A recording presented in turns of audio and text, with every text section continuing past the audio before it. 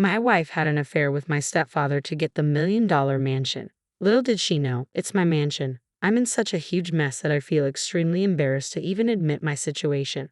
With embarrassment, I mean deep humiliation.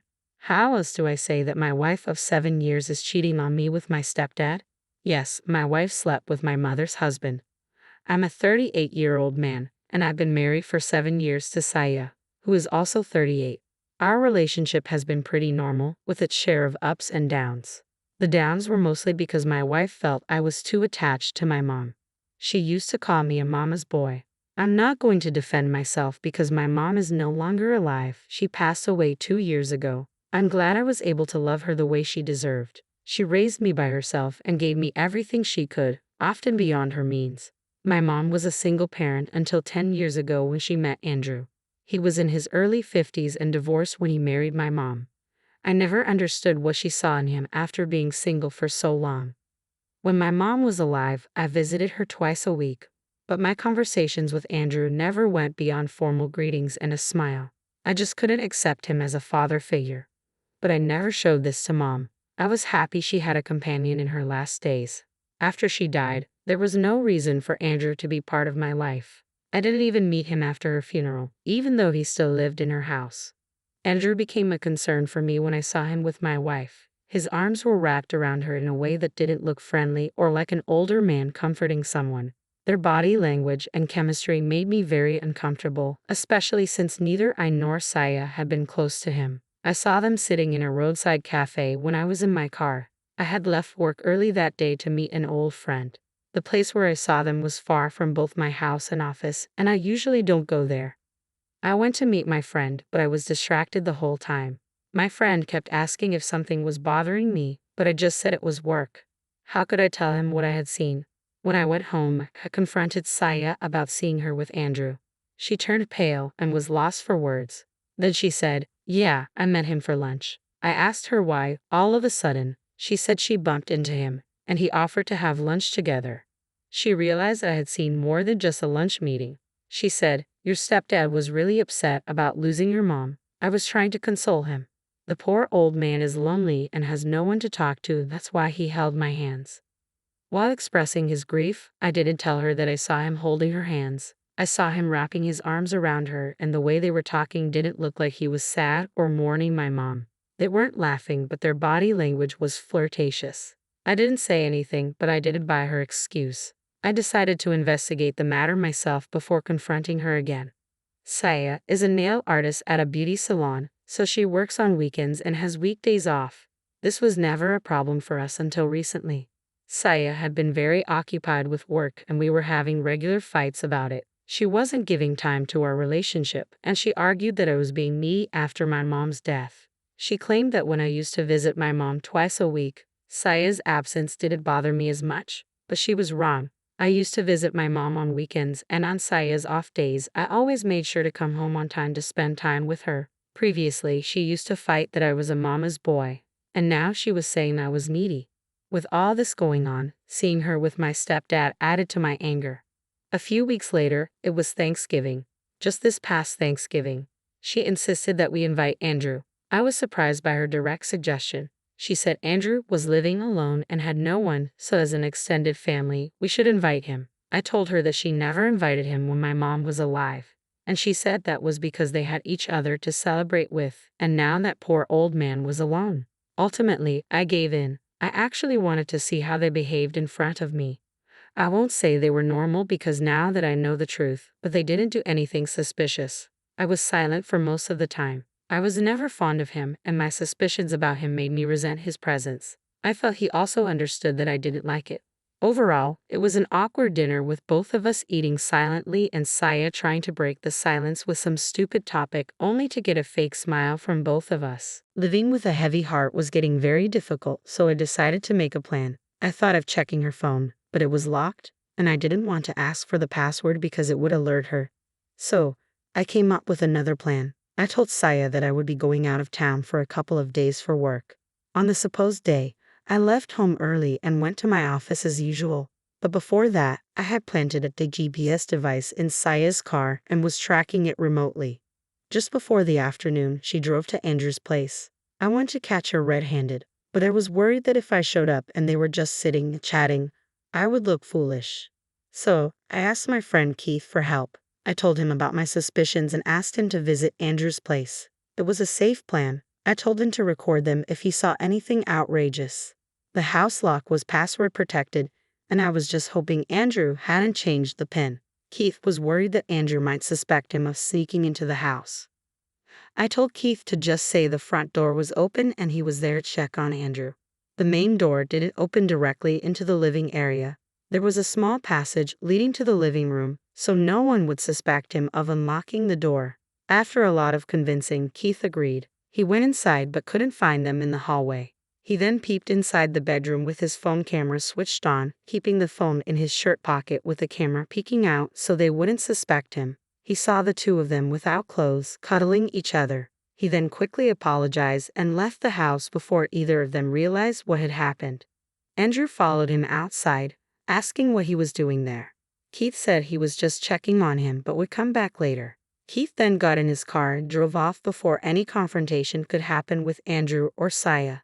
But my friend made a stupid mistake. Instead of recording with the back camera, he had the front camera on the whole time. So nothing got recorded except Andrew and Cyia yelling at Keith's sudden appearance. Anyway, I got the confirmation I needed. I had already packed 2 sets of clothes and my toiletries before leaving the house that day, so I went to Keith's house. His wife was out of town visiting her parents, so he insisted I stay with him until everything was sorted. Cyia knew that Keith would have told me the truth. She messaged me asking when I would come home. I didn't reply. I ghosted her. She has been blowing up my phone with endless texts and calls, thinking I'm out of town for work. This happened 4 days ago. I have contacted a lawyer virtually because I don't want to see her face ever again. I'll serve her with divorce papers and get her evicted from my house. Update 1. It took 10 days for the lawyer to send the divorce papers. Cyia was not ready to sign them and wanted to discuss things. My lawyer suggested we try for an out-of-court settlement if possible to save time and money. As a sales guy with a regular job, I have limited funds for lawyers and limited leave for court cases, so I agreed to a meeting in the lawyer's presence. But when I went to the meeting, she insisted on having a private conversation with me. I resisted, but my lawyer advised me to go for it, with strict boundaries. No touching, no hugging, no confessions. I felt disgusted by her presence. She tried to hug me, but I pushed her away. She claimed it was all a misunderstanding. After reading so many cheating stories on Reddit, I knew what all cheaters say. I said, yeah, sure, you were trying to help out a poor old man from his loneliness, right? She admitted that what Keith saw was true, and didn't deny it, but she said it was only cuddling and nothing else. Of course, cuddling without clothes. But that wasn't the worst part. What she said next blew my mind. She claimed she did it to safeguard our future. I was shocked. She explained, your mom left all her wealth to Andrew. If he marries someone else, that woman would be entitled to that wealth. Your family's property would go to someone else. I said, that's why you slept with my stepdad? So you could become my stepmother and take my mother's wealth? The complexities of this family dynamic made me dizzy, so I stormed out of the meeting room. After I came back, my lawyer asked for the details of the conversation, and I told him everything. He cracked up for a moment but was interested in knowing about the inheritance my mother had left.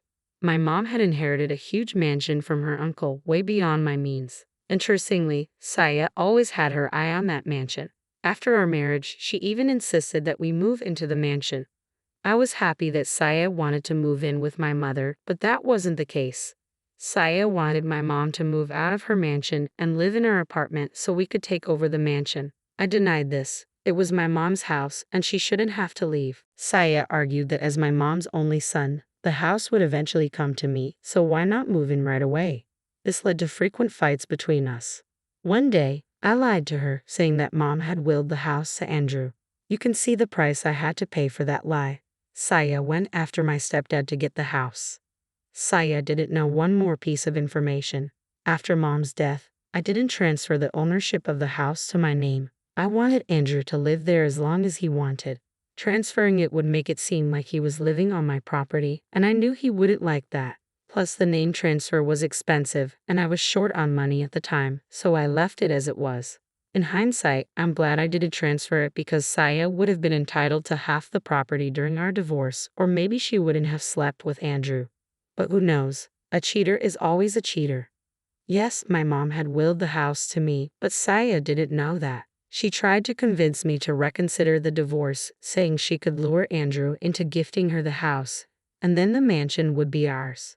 I laughed and said, "No, thank you. Good luck with your mansion." She smirked and said I was losing a lot by divorcing her. I smiled and said I didn't care. I don't know if she was always that dumb or just acting to save herself from humiliation, but it didn't matter. Cyia knew I had no substantial wealth except for the savings in our joint account, which was split and divided between us. I felt so relieved after the divorce was finalized. If Cyia had known the truth about the mansion's ownership, she would have never divorced me, and I couldn't share my mom's inheritance with her. Cyia dug her own grave by confessing her intentions behind dating Andrew because I was going to use that against her to drive Andrew away. I saw Andrew picking her up from the court and assisting her with legal matters during our divorce. I was just waiting for the divorce to be finalized to burst her bubble. Now that it's done, the next thing I'm going to do is destroy Cyia's plans. Update 2. After my divorce was finalized, I texted Andrew the details of Cyia's confession. He replied, "You know your mom willed the mansion to you, right?" I said, "Yes, I have her will, but Cyia doesn't know. She's going to ask you to give her the mansion." I wasn't trying to help him. I just wanted to burst Cyia's bubble. The poor girl was dreaming of having my mom's mansion. Andrew told me that Cyia had been indirectly asking about his will and who would inherit his property. He never understood her intentions because he didn't have any wealth. I didn't want to have any bro code with Andrew, so I left the conversation there. A while later, I got a call from Cyia. Normally, I wouldn't have answered, but this time I did because I knew what it was about. She was yelling, "Why didn't you tell me your mother willed the house to you? I was sucking up to this old man, quite literally, to safeguard your property, and you let me destroy myself instead." I just laughed at her abuses because they came from a place of hurt. I said, "Thank you so much and good luck with your gold digging game." Then I hung up and blocked her.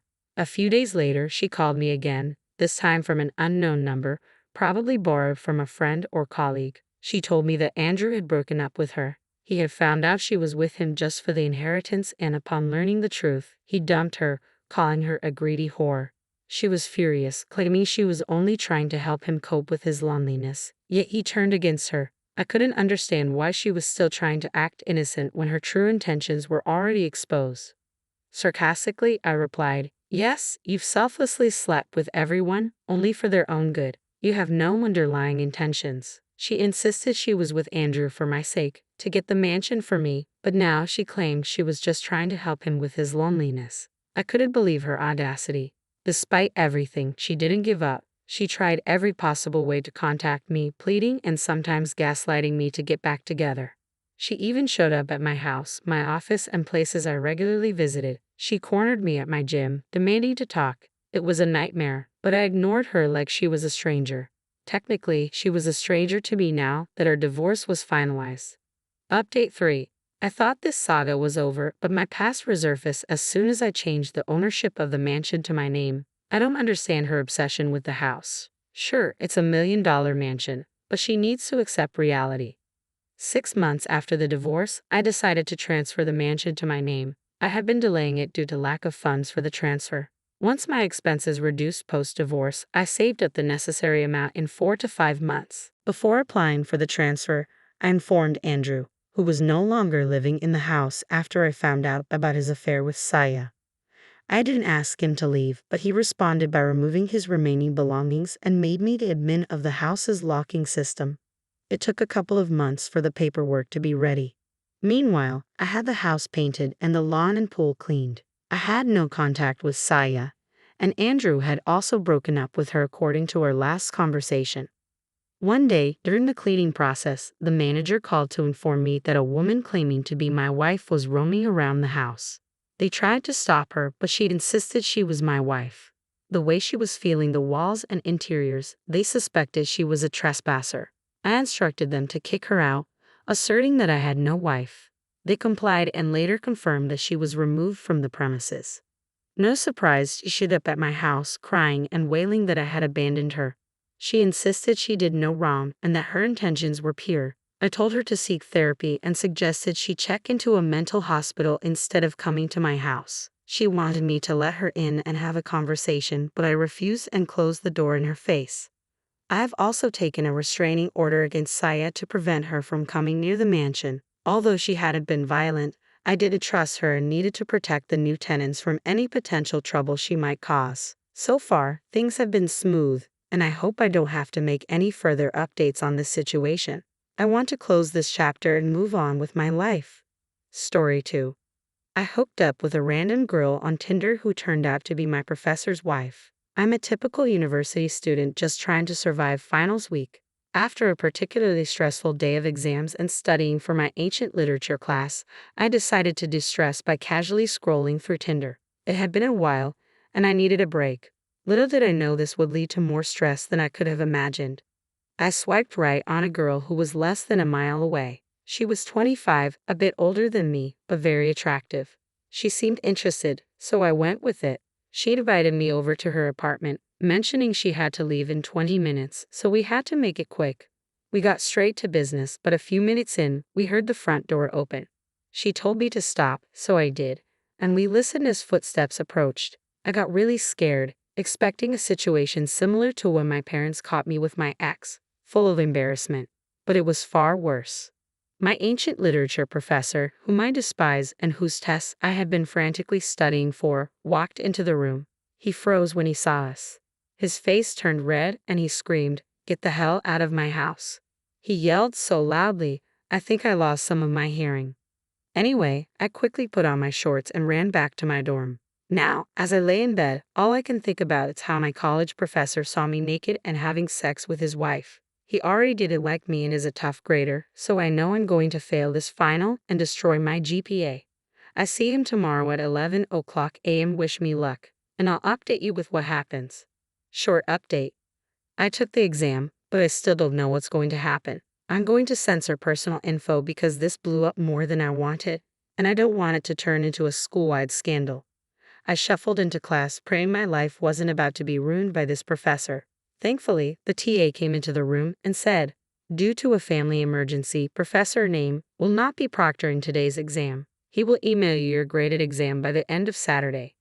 Right after the TA said this, she started handing out the tests. When she got to me, she gave me a look and laughed before giving me the exam. I thought, great.